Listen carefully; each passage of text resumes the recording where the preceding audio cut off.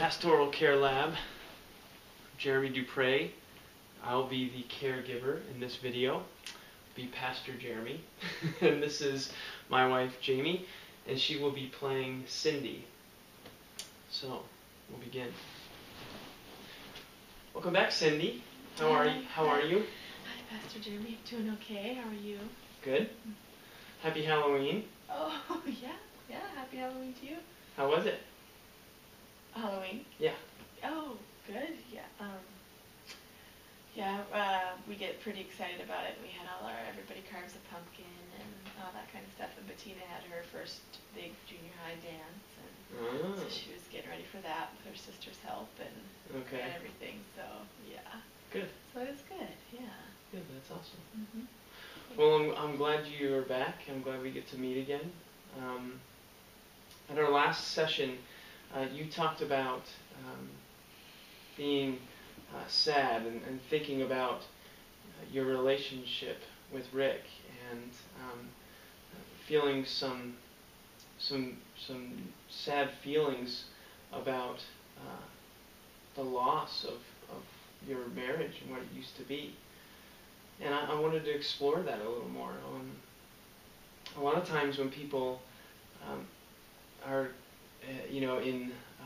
in a marriage that's at this point where you and Rick are, there are a lot of feelings. Sometimes there's sadness and sometimes there's anger. And so I wanted to explore how you're feeling. Is there anger? Is there sadness? What's going on with you right now? Well, I guess of both, a combination of both. And sad, I think about when we first met, and I know I hadn't dated or been with anybody till then, and just worked at home, and he was just this cool, good-looking guy, and swept me off my feet, and kind of had a whirlwind relationship, but everything was good, and I couldn't imagine it not being that way, and so expectations have been shattered, I guess, because it hasn't been like that for a long time. Okay. So, yeah, I think about that, and don't know how it changed and when, and how it could ever be the same again.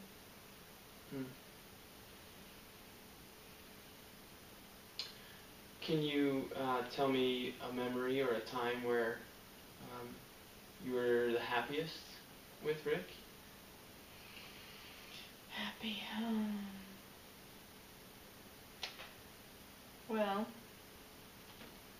let's see, it would have been Carissa's 5th birthday, and Rick had been working at one of his earlier jobs. He'd had a few before his current job, and we thought he wasn't going to be home, so the girls and I had just made a little cake, and we were just going to celebrate together, and all of a sudden Rick shows up, and he pulls up in his truck, and he's honking his horn, and the girls, they're all excited, and they jump down. Bettina wasn't born quite yet. No, she wouldn't have been. No, so anyway, so Chris and Belinda jumped down, and they ran to the door, and their daddy was there, and he had this big box, this big present, and he brought it in, and we sang Happy Birthday, and then she got to open her present, and it was this humongous teddy bear, just, for no reason at all, nothing you'd ever need, but it made Chris so happy, and Belinda happy to see her. She's always been a good, caring older sister, and that was just a special time, and that he was just taking care of the girls and did something out of love that, we don't always see. Hadn't thought about that in a long time. Yeah. So early on in your relationship, early on in your marriage, and in the lives of your girls, did he did he surprise them very often? Did he surprise you very often with like gifts or acts of service or those types of things? Mm, sometimes, I mean, thinking about that, I guess maybe he did more than I would remember. But it's not like that now. It's not like that anymore. Okay. So. Right. Okay. When you think back to some of those memories, some of those good times, those times when you were happy, what kind of feelings do they bring up when you compare them to your situation now? What types of feelings do you have reminiscing and? Sometimes I can't even believe that was the same man and the same marriage. You know, the same life. If that makes sense. I don't know, it's hard to pinpoint, but I don't know. I don't know where it all stopped, or if there was one point, or if it's always been that way and I just was blinded before and didn't see it.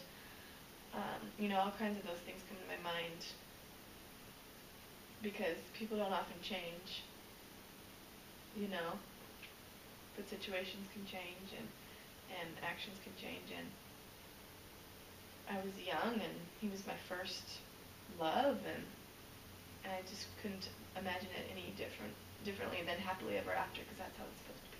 Mm.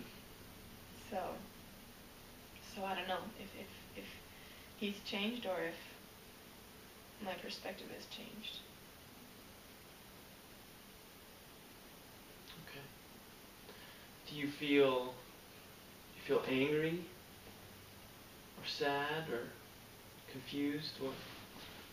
What word would you use to describe how you feel? I've definitely had anger. I mean, I get angry at him. Yes. I get angry because of the way he talks to the girls. It doesn't bother me as much when he talks to me, and that's how, you know, it's been like that for so long, and I can handle it.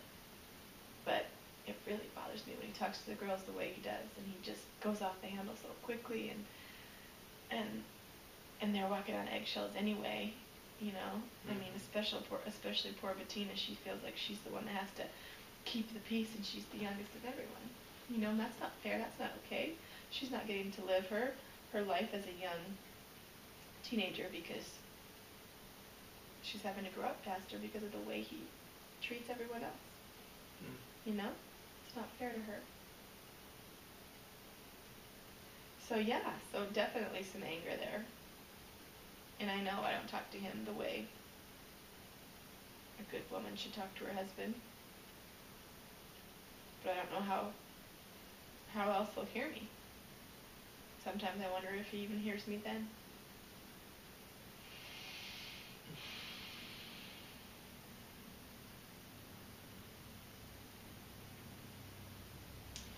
So there's definitely a need in your relationship for you to be heard and for you to, for him to understand the anger that you have.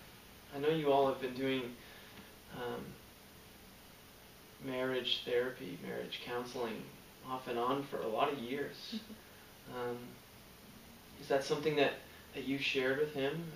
Have you felt that way before this point, anger? And have you been able to communicate that with him at all in any of the sessions of therapy that you've had together? You know, honestly, I mean, I think it's been 15, 16, 17 years that we've been going, you know, almost as long as we've been married, that we started counseling. And I feel like after doing something for so long, has it even helped? Has it changed anything? Has it, you know, so yes, we've discussed this, but has it changed? Well, we're still doing it. I'm still here, so I don't see a change. I don't know if he just goes through the motions and just does it to appease me, or yeah, we've just, you know, we've talked about we've everything has been beaten and hashed over, but no change, maybe worse. I don't know. What do you do? Where do you go from there? You know? Right.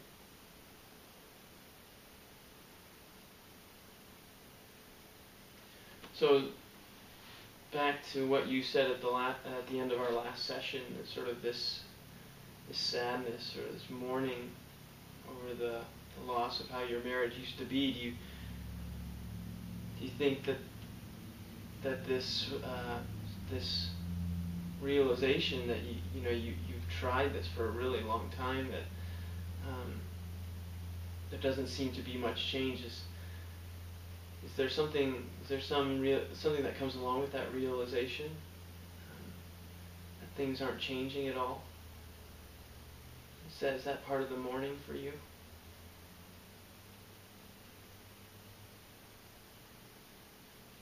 Probably. I mean, the girls, I think the girls would just want me to leave, and they want to leave with me, to tell you the truth. They think it would be better, and they don't like the way he treats me, and obviously the way he treats them, but, I know he loves us, and I know, I have to believe that, I made a commitment to him, And what would I be doing if showing my girls if I left, if I just left? Even though I know they think it's for the best, what kind of example is that? And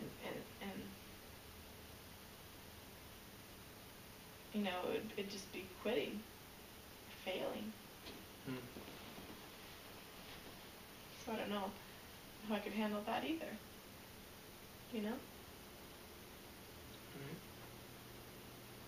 So yes, I guess I've been mourning this relationship of what it used to be, but I guess it doesn't seem like it's going to change. So I have to maybe mourn and move on, but I don't know what that means. I don't know what that looks like anymore.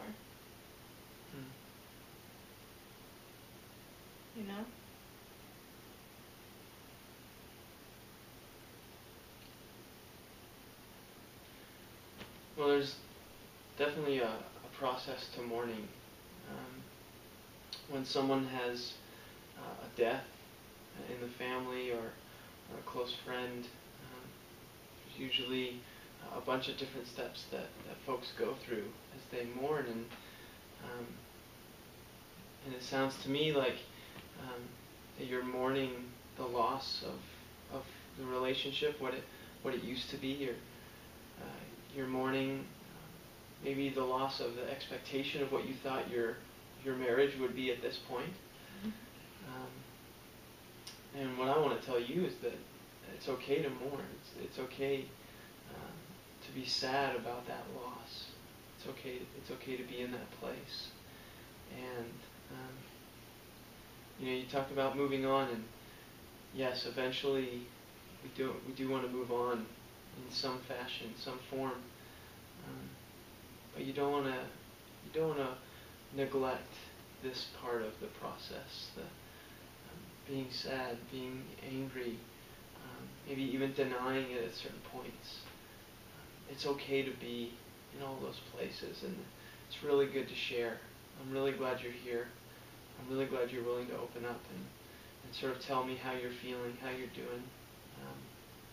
And I want to continue with that in the future, if you're okay with that. Yeah?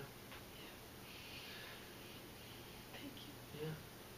Before we end, I kind of want to ask, if your girls, do they feel a loss in the way that you do? Do they feel like they've lost a family that used to be, or expectations of what the family should be? I hadn't thought about that. Bettina was, she's so much younger than the other girls. She's 6 years younger than Carissa, and I feel like by then, at that point, I don't know if they'd remember many great memories, I guess right around little after that birthday I talked about. So maybe Belinda would have some better memories in Carissa, but I don't know. I guess I could ask them. That would be a good thing for us to talk about, and then at their counseling sessions as well with you. Sure. That would be a good thing to know what their memories are. And yeah. Yeah, that's And maybe I could ask them also what type of mourning they're doing, or if they feel a loss at all. Yeah. Definitely. Thank you. Yeah. Well, that's good. Well, can I pray with you before we go? Yes. Okay. Dear God, we give you thanks for Cindy, and we just ask that you would be with her, continue to be present in her life, in her relationships with Rick and all three of her daughters. We ask you to just wrap your spirit around this family and protect and guide and lead their lives so that they'll know your love and your presence and your assurance even when life is difficult and rocky. We thank you for your love and your grace. In Jesus' name we pray. Amen.